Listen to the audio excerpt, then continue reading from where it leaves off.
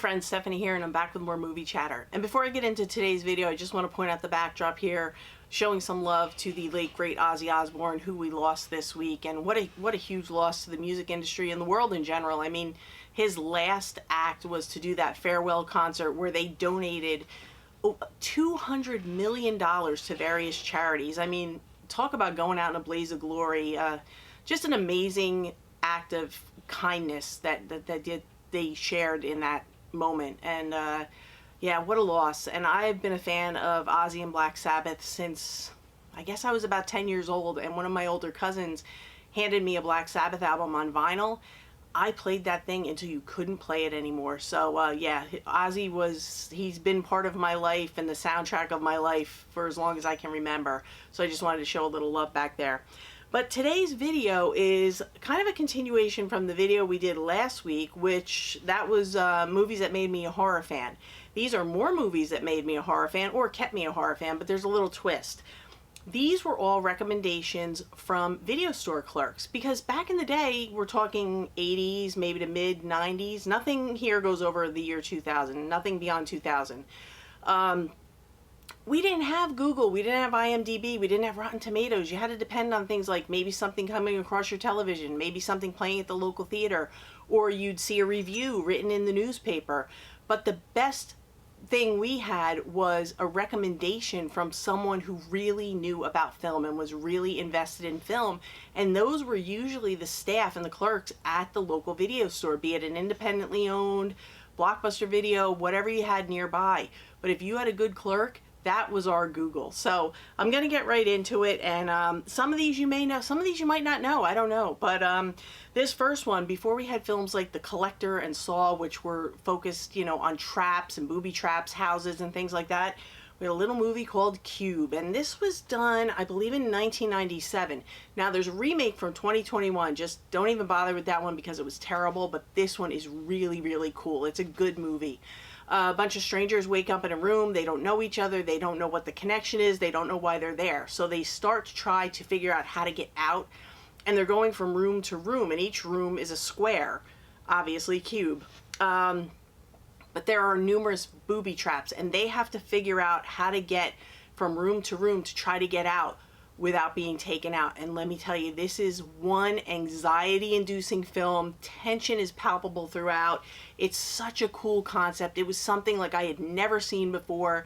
And if you like gore, you're gonna love this. If you like the whole trap thing from, like I said, from Saw, The Collector, things like that, you're definitely gonna love Cube, because this was something I hadn't seen before and I really loved it. And I love it to this day. But like I said, go with the original. And this next one, again, a recommendation, and it is the original Candyman. So before we had I Know What You Did Last Summer with the hook hand, we had Tony Todd and his hook hand. And I love everything about this. I love the urban setting.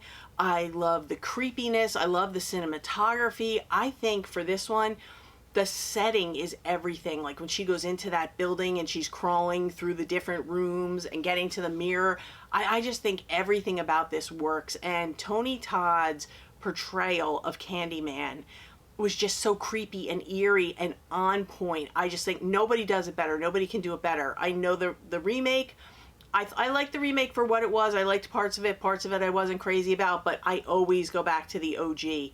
And another thing that I love about this one is the backstory. I think it's great. So if you haven't seen Candyman, which I'm sure most of you probably have, definitely check this one out. Either stream it, pick it up, whatever, but it's great.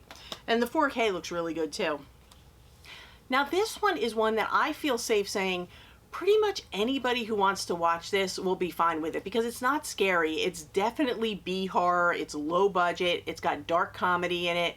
And it's just really cool. It's Killer Clowns from Outer Space. We have a bunch of aliens that come down and they're dressed as clowns and they terrorize the town. There's pizza and popcorn guns and cotton candy cocoons that they put people in. There's all kinds of things. But like I said, you could tell it's so low budget. I know there's parts of this where you could see the background moving and all kinds of things. But talk about fun. This is a blast. And even if you're not a horror fan, just check it out. You'll be fine with it. And I have to say, I do give some credit to Spirit Halloween, because I think they do such a great job of keeping this alive. Because every year you go into Spirit Halloween, there's always the coolest killer clown stuff that they have on display, and people go nuts for it. So I really think it's great that they're keeping this classic alive, because it's really a good one. And if you haven't seen it, like I said, even if you're not a horror fan, you will be fine with that, because it's just a ton of fun. Now this one I have talked about, but I never really talked about how I found out about it, and again, recommendation. It's a slasher film from the 70s called Alice, Sweet Alice, and a couple people mentioned this in the comments of the last video as one of their entry films into horror. But this was shot in New Jersey. I believe it was shot in Paterson, New Jersey, but it definitely, I mean, the 70s are it's one of my favorite decades, if not my favorite decade, for everything from music to movies, fashion, everything. I mean, it's just like so good. I love the 70s. I'm a product of the 70s, so I am drawn to anything 70s, and this is all about it. It's got the atmosphere, it's got the 70s outfits, the houses, the cars, everything. Like the first 5 minutes you turn it on, you know it's a 70s movie without anyone telling you. But it's a slasher movie. We also have a very young Brooke Shields making her first big screen appearance, and we have this slasher, and one of the main suspect is a very young girl, Alice, who I think she's supposed to be 13 or 14 in this, and they're investigating her. They think she's taking people out, and all we know is that the killer is dressed in a yellow rain slicker. That's all we see. But I thought this was really good. It kept me guessing until the end. Even now, years later that I know the ending, it's still one that I go back to again and again, and I can still enjoy it even though I know who the killer is.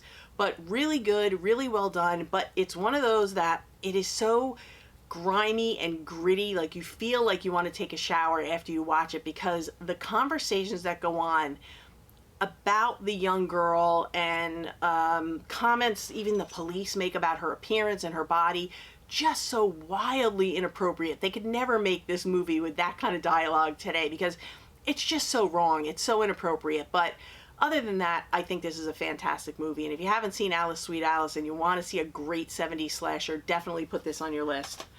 And this next one, I dare say it's my first entry into maybe folk horror, because I do think it has enough folk horror elements to call it a folk horror film.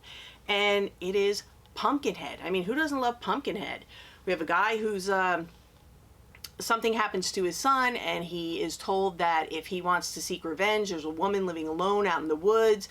Call her a witch, a medium, whatever, and if he goes and talks to her, she can help him get revenge. And basically what she does is tells him how to channel Pumpkinhead if he wants to, but just know that if you call him out, he's not going to go away until the job is done and things get wild. But I love Pumpkinhead, and this was a fantastic recommendation. It's been in my collection since I started collecting, so it's a good one. And I think a lot of people were surprised that this was not in my first group of films that I discovered, but for some reason, I mean, I saw it, but I kind of blew it off because I thought it was going to be corny or hokey or whatever, but I ended up really liking it when the clerk told me just watch it, and that's the original Child's Play, the original Chucky film. But you talk about a serial killer doll, and I didn't think it was going to have anything to it, but boy did I enjoy it. I have such a blast with this every time I watch it. I think he's so creepy. And I even like the remake that they did a few years ago. I thought they did a really good job, and I'm not always a fan of remakes, but I thought they did a good job of modernizing it and still making it their own, but staying true to the original story. But I don't know, I thought it was good, and I just love the original. I go back to it again and again, and it's a blast every single time. So yeah, Chucky had to be on my list, Child's Play.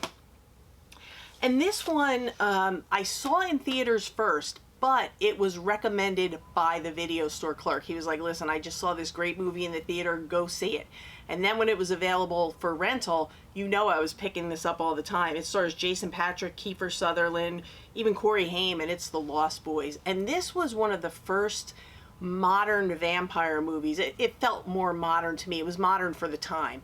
But this was the first modern feeling vampire films that I had ever seen, and I just fell in love with it. I loved everything about it. The atmosphere, the acting, the transformation into the vampires. I loved everything about it. I loved that they were fast moving. The setting, I loved everything about it. There's nothing that I don't like about this movie, and it has been in my collection ever since it was available to be purchased. So I had it on I didn't have it on VHS, but I did have it on DVD, Blu-ray, and now I have it on 4K as well. And the 4K looks really good. So I'm a huge Lost Boys fan, so here it is. But yeah, I didn't find it on my own. It was a recommendation, and to see it on the big screen for the first time was just amazing. It just blew me away. It was quite an experience to see it in theater the first time. Now this next one, I was already a fan of the partnership of John Carpenter and Jamie Lee Curtis from '78 Halloween. So when they did a little film before we had The Mist, we had some fog, and this one is called The Fog, and it stars Jamie Lee Curtis.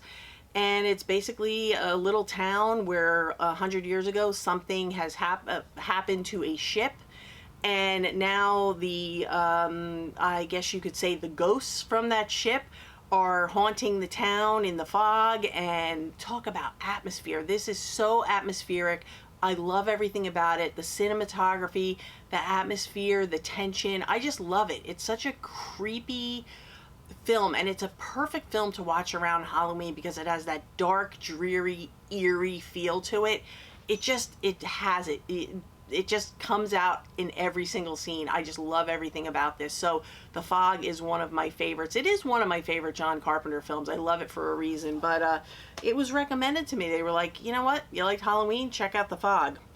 Now this was the first time I dipped my toes into anthology stories and anthology horror, and this has stories from George A. Romero and Stephen King, and it is the original Creepshow, and this is 5 stories put together in an anthology, and I loved it. I had never seen an anthology film, so I didn't really know what to expect or how it was going to work, but I was open-minded and I was willing to take a chance, and I'm so happy I did because it's become a favorite. And if you ask me, my 2 favorite out of the 5, The Vengeful Husband, I love, and The Crate. Those are my 2 favorites out of these stories. So tell me down in the comments if you've seen Creepshow, which I'm sure a lot of you have, or most of you have. Tell me what your 2 favorite stories, even one. What's your favorite story from Creepshow? And do you like Creepshow or Creepshow 2 better? I go back and forth, but I think I like the original better. I don't know. It doesn't matter. I like them both and I have them both. So Creepshow is the next one that was recommended to me. Okay, and this next one is, it's a one that I always saw on the shelves, and I kept passing it up, and I'm not sure why, but one day the clerk working, he said to me, have you ever seen Night of the Living Dead? And I was like, nah, you know, it's from 1968, it looks a little boring. He's like, it's not boring, you need to see it. If you like zombies, you need to see it. It's a very important film for the genre, the subgenre, and boy was he right. It's from 1968, it's 96 minutes. Night of the Living Dead. Love everything about it. I've loved it since the first time I watched it. Boy, did this surprise me, and I was surprised at how effective everything they did in this film. George A. Romero just hit it out of the park with this one. I don't care how slow the movies are, and the practical effects, they are what they are. It's in black and white, but let me tell you, he did a great job of convincing me that no matter how slow they are, they're going to take you out every time. And I love that they end up in the old farmhouse, and that whole setting is great, and you have this group of people, and of course they're all fighting with each other, what they should do, what they shouldn't do. I mean, I could go on and on about this film. It is a classic for a reason, and everyone should see it. And if you're a fan, even if you're not a fan of the whole zombie subgenre, definitely give this one a look. And again, this is another one that pretty much anyone can handle. Even if you're not the biggest horror fan, you can definitely enjoy this one. And like I said, it's a classic for a reason, and it will always, always be in my collection. But I'm a big fan of it. And this next one, I think this one was a little bit ahead of its time. It came out in the late 90s, and it's about an online predator on the computers. And this was at a time when not everybody had the computer thing in the house, and kids weren't really left alone with their computers like they are today. You're running around with a phone with a computer on it. But this is about an online predator, and it's Dee Snider's Strangeland. And basically what it is he's popping up on these screens, and he's contacting these people, pretending to be someone he's not, luring them to meet him, and then he does horrible, terrible, unthinkable things to them. So that's basically what this one is about. If you haven't seen it, definitely check it out.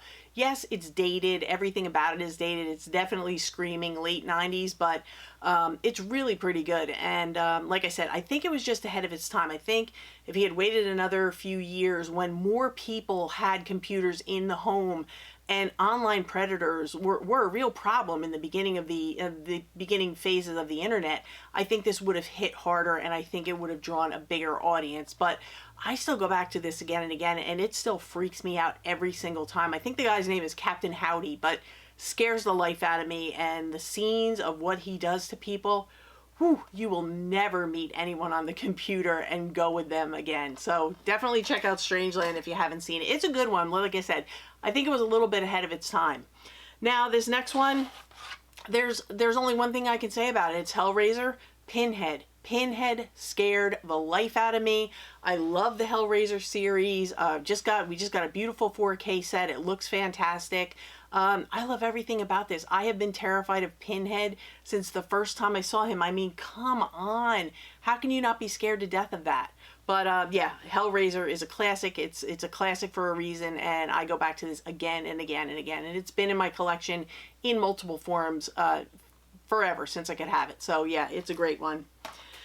And another great classic, and this one, it's a werewolf, and it is American Werewolf in London. And I dare say this has the best, I think, the best werewolf transformation in movie history. I don't know, other people might think there are better ones. For me, I think this was the greatest of all time. It's the GOAT. And I think the transformation was just amazing. If you don't get anything else out of this movie, which you will, you definitely will, the transformation is just unbelievable. But again, this is a good one, and it has some dark comedy moments. It has some real horror moments, and it's got a little bit of everything. And if you like werewolves, I mean, how can you not like American Werewolf in London? It's a classic, and it's one that I was so happy was recommended for me, because it's another one that I passed up a few times before I checked it out. But I am so happy that I did, because I love it. Love it to this day. And I just have two more. One, this is a film that was, it's a trauma film, and it was before we had South Park. We had Trey Parker doing Cannibal the Musical. And before he went scorched earth on politics, he was doing this movie. And it's basically about, it's a musical, but it's a horror musical, and it's about these gold miners that are going around, and they're looking for gold, and cannibalism comes into play. But it's a really cool film. It's fun, it's funny, and if you know Trey Parker, you kind of know what you're going to get from anything he does. And I have to say, I was pleasantly surprised when Vinegar Syndrome released it in its partner labels recently in this beautiful, I think it's Blu-ray. I don't think it's 4K. I think it's just Blu-ray. But such a nice set, and I haven't watched it yet. It is yes, it's Blu-ray. But yeah, I'm not going to show you the back. But yeah, this is a really great one. If you haven't seen Cannibal the Musical, and you're a fan of Trey Parker, you owe it to yourself to definitely check this one out. I don't know if Matt Stone was in this. I don't think Matt Stone was attached to this one. I think it was just Trey Parker. Yeah, it's just Trey Parker. But Cannibal the Musical is fantastic. And like I ended the last one on Nightmare on Elm Street, I'm going to end this one on Scream, because I saw this in theaters. The guy at the video store told me, he's like, I just saw Scream. You have to go see it in theaters. I saw it in theaters. It was great. I mean, this was just like Nightmare on Elm Street gave me hope for the future of horror. This gave me hope for the new wave of horror films and what was coming in the future, because this was something new. It was fresh. It was hip. It had Easter eggs to all the classics. We had the guy who worked in the video store who had all the recommendations, all the rules about the horror film that they used going into this movie and explaining the movie. The ghost face character was terrifying when we first saw it. I had never seen anything like that. It was fast moving, it was brutal, and it was also funny, and it was hip, and it was cool, and it had a young cast that we all know. I mean, we all knew Neve Campbell from Party of Five on network TV. She played this nice little girl, and here she is. She's a scream queen now. And you know, I just loved everything about this. I had such high hopes for where the horror genre was going. And again, to see it on the big screen with all people my own age having a great time, it was just such a refresh of horror right when we needed it, because things were starting to feel like it was the same old, same old. We were getting, you know, franchises doing the same thing over and over again, and in comes Scream, and it's totally different and totally new, and I just loved everything about it. So this was one of the turning points in my horror journey, and that's where I'm going to leave off today, with the original Scream, which I have this one signed from Nev Campbell, which was awesome to meet her. So that is my last pick for today's video. I hope you enjoyed this. I hope you enjoyed the continuation. Let me know down in the comments if you got some great recommendations from people working in video stores, because they were our lifeline to what was great and what we needed to check out. So I want to thank you all for watching. Again, I hope you enjoyed this. I'm going to go eat dinner, and I will catch you in the next one. So for now, that's a wrap.